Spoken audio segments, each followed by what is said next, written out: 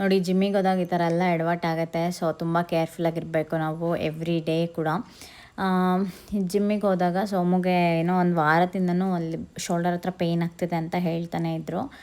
Muscle tear ಆಗಿದೆ ಅಂತ ಹೇಳಿಬಿಟ್ಟು. ಬಟ್ ನಿನ್ನೆ ಮಾತ್ರ ತುಂಬ ಜಾಸ್ತಿನೇ ಪೇಯ್ನ್ ಇತ್ತು ಅಂತ ಹೇಳಿಬಿಟ್ಟು ನಿನ್ನೆ ಹೋಗಿರೋದು. ಒಂದು ವಾರದಿಂದ ನೋವು ತಡ್ಕೊಂಡು ನಿನ್ನೆ ಹೋಗಿ ಚೆಕ್ ಮಾಡಿಸಿದಾಗ ಅದೇ ಮಸಲ್ ಟೈಟ್ನೆಸ್ ಆಗಿದೆ ಸ್ವಲ್ಪ ಅಂತ ಹೇಳಿ, ಮತ್ತು ಹಾಟ್ ಪ್ಯಾಕ್ ಎಲ್ಲ ಕೊಟ್ಟು ಹಾಸ್ಪಿಟಲಲ್ಲಿ ಫಿಸಿಯೋಥೆರಪಿ ಎಲ್ಲ ಮಾಡಿಸ್ಬಿಟ್ಟು ಮತ್ತೆ ಅಲ್ಲಿಂದ ತಿರ್ಗಾ ಇನ್ನೊಂದು 4-5 ಡೇಸ್ ಬಿಟ್ಟು ನಿಮ್ಗೇನಾದ್ರು ಪೇಯ್ನ್ ಹೀಗೆ ಕಂಟಿನ್ಯೂ ಆಗ್ತಾಯಿದ್ರೆ ಮತ್ತೆ ಬನ್ನಿ ಅಂತ ಹೇಳಿದ್ದಾರೆ. ಸೊ ತುಂಬ ಕೇರ್ಫುಲ್ಲಾಗಿರಬೇಕು ಜಿಮ್ ಮಾಡುವಾಗೆಲ್ಲ. ಈಗ ನೋಡಿ ಸ್ಟಾರ್ಟ್ ಮಾಡಿದ್ದಾರೆ. ಇದ್ರದ್ದು ಫುಲ್ ವಿಡಿಯೋನ ನಾನು ಯೂಟ್ಯೂಬಲ್ಲಿ ಆಲ್ರೆಡಿ ಅಪ್ಲೋಡ್ ಮಾಡಿದ್ದೀನಿ. ನೀವು ಚೆಕ್ ಮಾಡಿಲ್ಲ ಅಂತ ಹೇಳಿದರೆ ಚೆಕ್ ಮಾಡಿ.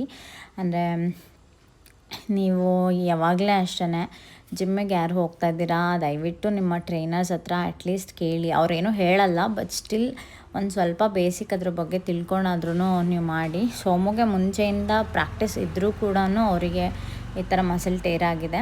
It is very very common, ಎಲ್ಲರಿಗೂ ಅದು ಇದ್ದೇ ಇರುತ್ತೆ. ಸೊ ಏನಂತ ಹೇಳಿದ್ರೆ ಹುಡುಗಿರಿಗೆಲ್ಲ ಅಂದರೆ ತುಂಬ, ನನಗೂ ಒಂದು ಸರಿ ಹಾಗಾಗಿತ್ತು. ಬಟ್ ನನಗೆ ಓಕೆ ಬೇರೇಬಲ್ ಅನ್ನೋ ಥರನೇ ಇತ್ತು. ಸೊ ಇಲ್ಲಿದೆಲ್ಲ ಮುಗಿಸ್ಕೊಂಡು ಅಲ್ಲಿಂದ ನಾವು ಸೀದಾ ಮನೆಗೆ ಹೋದ್ವಿ. ಅದಾದಮೇಲೆ ನನ್ನ ಮಗಳ ಸ್ಕೂಲಲ್ಲಿ ಸೀಕ್ರೆಟ್ ಸಾಂತಾ ಅಂತ ಹೇಳಿಬಿಟ್ಟು ಗಿಫ್ಟ್ ಎಕ್ಸ್ಚೇಂಜ್ ಮಾಡೋದಕ್ಕೆ ಒಂದಿಷ್ಟು ಗಿಫ್ಟ್ಗಳನ್ನ ತೊಗೋಬೇಕಿತ್ತು. ಅದನ್ನೆಲ್ಲ ನಾನು ಮುಂಚೆನೇ ಆರ್ಡ್ರ್ ಮಾಡಿ ಇಟ್ಕೊಂಡಿದ್ದೆ. ಅಂದರೆ ಇವರು ಇನ್ನೊಬ್ರಿಗೆ ಕೊಡೋದು, ಅವ್ರು ಇನ್ನೊಬ್ರಿಗೆ ಕೊಡೋದು, ಆ ರೀತಿ.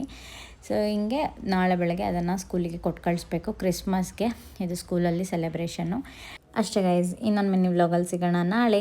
ಅಲ್ಲಿವರೆಗೂ ಬಾ.